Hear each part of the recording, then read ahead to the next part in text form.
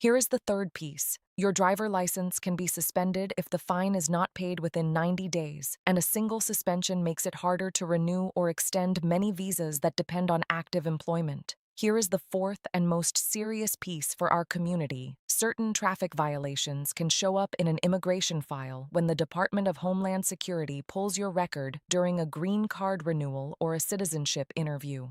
None of this is a rumor from a TikTok creator or a forwarded WhatsApp message. This comes from the Federal Highway Administration under 23 U.S.C. Section 148, the Highway Safety Improvement Program, and from a Notice of Proposed Rulemaking published in the Federal Register on January 11, 2026. The single most important piece of information most relevant to your specific situation may be the part of this video you were about to skip past. So please stay with me for the next several minutes before you assume any of this does not touch your life. The law itself is not new at all, and that is the first comfort I want to offer before we go any deeper. Automated work zone speed enforcement has been legal in some states since 2007, and it has been discussed in federal transportation policy since the Moving Ahead for Progress in the 21st Century Act of 2012. What is new is not the rule. What is new is the scale, and the scale is what scares me on your behalf.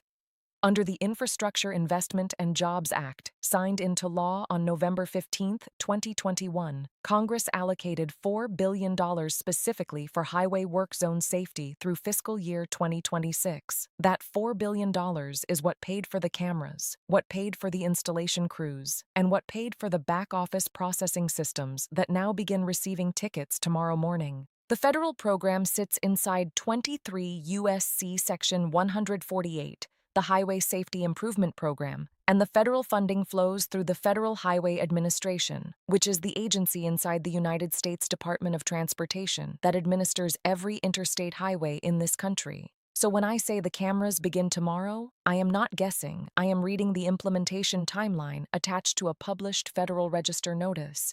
The same notice explains that any state receiving federal work zone safety improvement funding after October 1st, 2026 must operate or contract for at least one automated speed enforcement system in each federally funded work zone. 23 states already meet that bar today.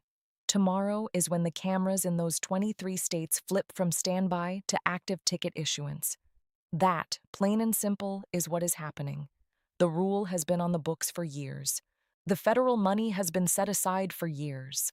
The only thing brand new is the moment when the system starts charging real money to real drivers, and that moment is tomorrow. Now, here is the dollar number that surprises most people when I tell it to them at the kitchen table. I want you to lean in for half a minute because this part matters more than anything else I will say in this video. Most drivers who hear about automated work zone cameras immediately think of $1,000 tickets from European countries or city-level red light camera fines in places like Chicago or New York. That is not what is happening here. The federal program standard under 23 U.S.C. Section 148 calls for a base first offense fine of $375 in any federally funded work zone where the posted speed limit is 45 miles per hour or higher. Second offenses within 12 months are scheduled at $750. Third offenses within 24 months are scheduled at $1,000 exactly. On top of that base fine, many of the 23 states add court costs ranging from $50 to $225, depending on the county where the work zone sits. The reason this surprised me when I first read the actual rule is that $1,000 sounds enormous, but $375 sounds small enough that very busy working people shrug it off. And that is exactly the trap. A $375 ticket to a senior living on a fixed monthly Social Security check, or to a working parent sending $400 a month back home to relatives in the Philippines or Honduras, is not a small number. $375 is groceries. $375 is the electric bill. $375 is half a month of medication copays, and that is just the first ticket. If a second ticket arrives 6 weeks later because the camera happens to be in a work zone that runs through a stretch of road that any given commuter drives every day, suddenly the household is looking at $750 in unpaid fines and a clock that ticks down toward license suspension at the 90-day mark. I want that dollar math to land on you the way it landed on me because the federal agencies that wrote this rule did not add a section called What This Means for People Who Cannot Easily Absorb a $375 hit. They wrote a funding formula. I am here to translate the formula into the language of a grocery cart. Here, slowly, is how the ticket moves from the highway camera to a place where it can touch the rest of your life outside the driving context. It is worth your patience because the chain matters. The work zone camera captures your license plate at the moment you cross the painted stripe marking the start of the construction zone. The local state Department of Transportation, for example, the Texas Department of Transportation or the California Department of Transportation, then verifies the plate image and pulls the registered owner record from the State Department of Motor Vehicles, known as the DMV, where you hold your driver license and your vehicle registration. At this point, the ticket exists only inside the state driving record. But here is where things get serious for our community. Federal law requires the state to share certain driving record data with the United States Department of Homeland Security through something called the Systematic Alien Verification for Entitlements Program, often shortened to SAVE, which is administered by United States Citizenship and Immigration Services, the agency inside DHS that handles green cards, work visas, and citizenship applications. SAVE is what the Social Security Administration, the agency that manages your Social Security number and your retirement benefits, also uses whenever it runs a benefit eligibility check. Now, a single work zone camera ticket on its own is not a SAVE trigger. I want to say this plainly so I do not accidentally scare you the wrong way. A work zone camera ticket does not by itself open a deportation case, but a pattern of unpaid tickets, a suspended license, or a bench warrant issued because a fine was never paid.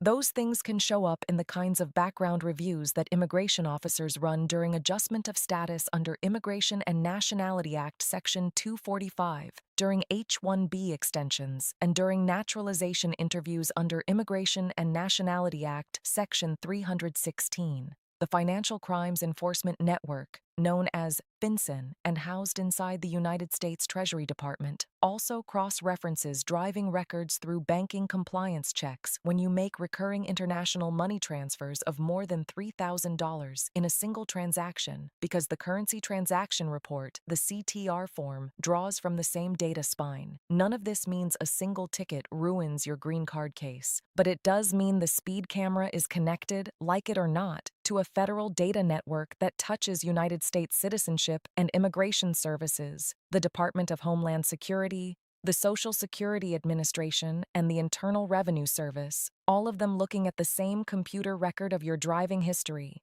That computer record begins tomorrow for millions of Americans who do not even know it exists yet. Let me walk you through the first person whose story I want you to hold in your head.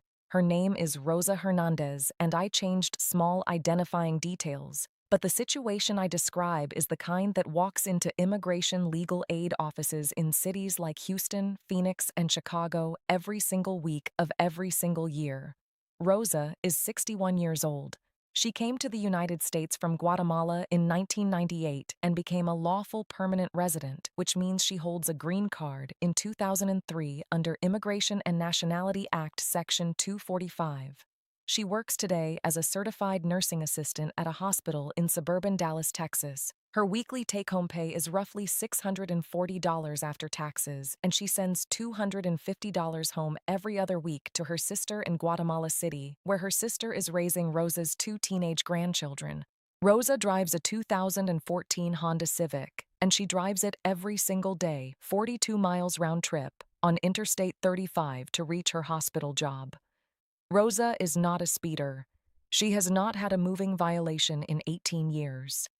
But Interstate 35 in the Dallas work zone, where the federal crews are resurfacing pavement, has no fewer than 3 automated speed cameras in a stretch that Rosa's commute runs straight through. The posted limit drops to 45 miles per hour where the work zone begins, and the cameras are calibrated to ticket any driver going more than 11 miles per hour over that limit. Rosa does not always see the camera signs because in many work zones, the signs are small, they are weathered, and they get hidden behind construction barrels. In the first 30 days after tomorrow, if Rosa passes twice a day through that work zone, the federal formula gives her a reasonable chance of receiving one or two tickets, each one $375 plus Texas court costs of around $120 per ticket. That is between $495 and $870 in new fines in a single month, on a household income of about $2,560. Without planning, Rosa does not have a way to absorb that. Without paying, Rosa's license is at risk of suspension 90 days after the second missed payment, and Rosa's green card renewal is on the docket for early 2027. The same data spine that delivers the camera ticket to her mailbox can deliver a record of unpaid citations to the same federal officers reviewing her renewal. That is the chain. That is why this matters tonight, before the cameras begin. Now let me introduce the second person, and his situation is very different from Rosa's, but the result inside the same federal system is structurally similar. His name is Vikram Patel, and I changed small identifying details here too. Vikram is 42 years old. He is a software engineer living in Sunnyvale, California, and he holds an H-1B specialty occupation visa tied to a specific employer in the technology sector. Vikram's household income is comfortable by American standards, around $142,000 a year, and his wife Amita, who holds an H-4 dependent visa, sends roughly $1,000 a month to support her elderly parents in Ahmedabad, India. Vikram drives every weekday morning on United States Route 101, which is the highway that runs along the San Francisco Bay, where a major bridge resurfacing project has been funded jointly by federal money through 23 U.S.C. Section 148 and by California state matching funds. The posted speed limit through that construction zone drops from 65 to 55 miles per hour. The cameras in that zone are calibrated to trigger at 10 miles per hour over the limit. Vikram drives 30,000 miles a year for his commute, and on at least 4 mornings a month he passes through that work zone running 5 minutes late for work. If the camera triggers on 4 mornings over the first 60 days of active enforcement, Vikram's household sees $1,500 in California work zone fines, plus around $180 per ticket in Santa Clara County court costs. That is closer to $2,200 in new fines. Vikram can absorb the money easily. But what Vikram cannot easily absorb is what happens next. Because Vikram's H-1B visa extension is tied to his current employer, and any Class B moving violation accumulated in California is reported to the State Department of Motor Vehicles, which feeds into the same SAVE network that Citizenship and Immigration Services and the Social Security Administration use. A pattern of work zone violations during a calendar year can show up in the administrative review that Citizenship and Immigration Services runs during H-1B extensions under Immigration and Nationality Act Section 214C. A single violation will not sink his case. A pattern of 3 or 4 violations in the months before his extension filing window? That is precisely the kind of administrative complexity that costs time, costs attorney fees, and risks a request for evidence letter that delays a renewal date. Vikram's household, like Rosa's, becomes part of the same federal data spine, but for very different reasons. Because the data spine does not care about income, it cares about the paper trail.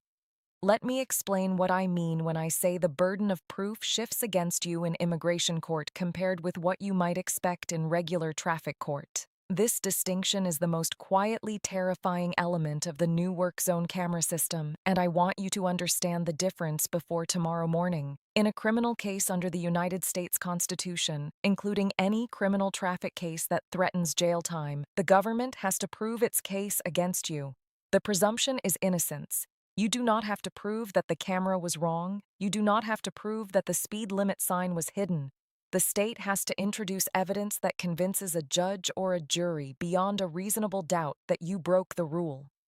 In immigration court, things work differently. Immigration hearings are civil hearings, not criminal hearings.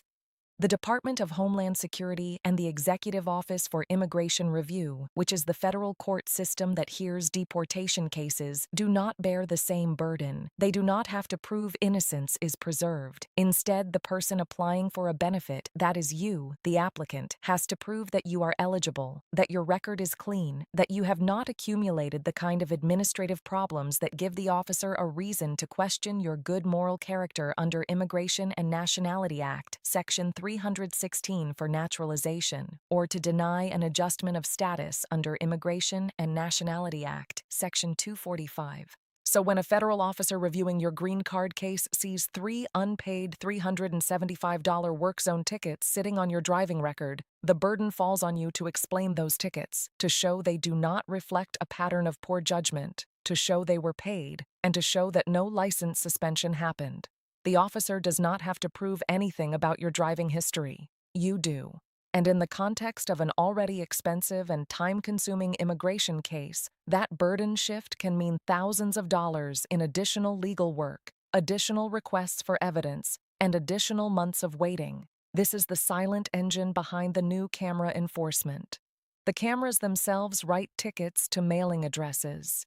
But the tickets, unpaid or paid, become record entries. And those record entries travel through the federal data spine and arrive in your immigration file at precisely the moment you cannot afford delay. Now, let me warn you about the people who are already trying to profit from the fear that this new camera system is creating. The minute any federal rule touches the lives of seniors and immigrants in this country, a certain kind of consultant shows up offering quick fixes. I want to be very specific about who these people are and what they do, so you can recognize them by name in the wild. First, there are what we call immigration consultants, and in some states they are required to carry a registered license. But in many states, anyone can print business cards and accept your money. They advertise on Spanish-language radio, on WhatsApp groups, on Facebook Reels aimed at South Asian and Filipino communities, and on signs outside check-cashing stores in places like Jackson Heights, the Bronx, Anaheim, and Sacramento.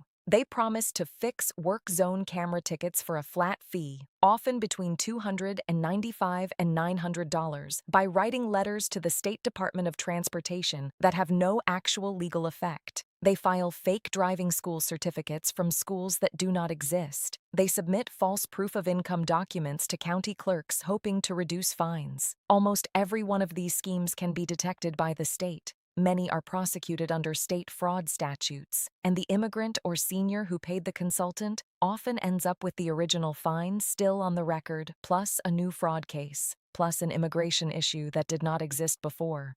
Second, there are the notarios, the Spanish word for notary public, who are not licensed to practice immigration law in the United States, but who market themselves as immigration experts anyway.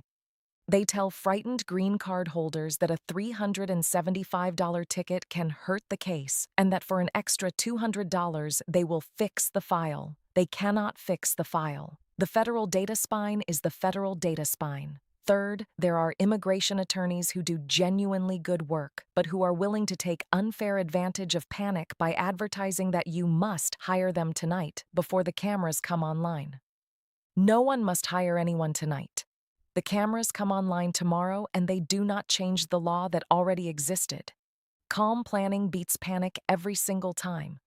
The right advisor will meet with you for a small initial fee. Will explain exactly what record the work zone camera creates. Will tell you whether your specific situation warrants any legal action at all, and will never promise a specific outcome. The wrong advisor will promise outcomes, will quote flat fees before asking questions, will say they know somebody at the DMV, and will ask for cash. Now here is the action plan, and I want to read it slowly because these are the 7 specific actions you can take starting today to protect yourself, your license, your money, and your immigration case from the chain of consequences that begins tomorrow morning. The first action you should take right now is to map your daily driving routine. Take out a piece of paper or open the Notes app on your phone. Write down every highway you drive on a normal week. Mark which of those highways in your state are currently inside a federally funded work zone. The Federal Highway Administration publishes an interactive map of funded work zones through its Work Zone Data Initiative, and you can find it at the agency website by searching for the words Work Zone Data today before tomorrow morning. The second action is to look at every federally funded work zone on your map and identify where the posted speed limit changes. Drive it in your mind. Note the speed limit sign that drops the number down. Just noticing that sign is worth more than any consultant letter ever sold. The third action is to set up a small monthly reserve specifically for unexpected traffic citations. If you can set aside $20 a week, that is $80 a month, and by the time you might receive a single $375 ticket, you have already prepared for roughly 20% of it. The fourth action is to check your state's online court records portal today before any new ticket can land to confirm you have no existing unpaid tickets on your driving record. Many seniors and many working immigrants carry unpaid tickets from years ago they did not know were still active. A single unpaid $375 ticket from 2023 that never got paid is a license suspension risk right now, before any new camera even comes online. Clear those up first. The fifth action is to write down the immigration milestone dates in your household. If you are a green card holder, find the date your conditional permanent residence expires if you have a 2-year card, and find the date your 10-year renewal is due if you have a 10-year card. If you are an H-1B holder, write down the date your current I-799 ends. If you are a naturalization applicant, write down your N-400 and the date of your pending citizenship interview. Put those dates in your phone with a reminder 60 days before each one. The sixth action is to take a photograph every single time you pass through a work zone starting tomorrow. Photograph the posted speed limit sign, photograph the construction zone entrance, photograph the white painted stripe on the pavement that marks the start of the construction zone, and photograph the camera pole itself if it is visible. These 4 photographs become your evidence file if a ticket is later issued in error. The seventh action is to gather proof of any cleanup evidence. If you receive a work zone camera ticket in the mail after tomorrow, do not ignore it and do not pay it on the same day. Read the citation carefully. Confirm the date, the time, the work zone name, and the registered plate number match your vehicle. If any of those do not match, the ticket may be defective and you have specific options under your state traffic law to challenge it. If the ticket is correct, pay it within 30 days, not the 90-day outer limit, so the system records a paid ticket rather than a delinquent one. A paid ticket is a settled ticket. A delinquent ticket becomes a chain event. Paid and closed tickets look very different in an immigration file than unpaid and suspended tickets. 7 specific actions you should take right now, and you can do them tonight before bed.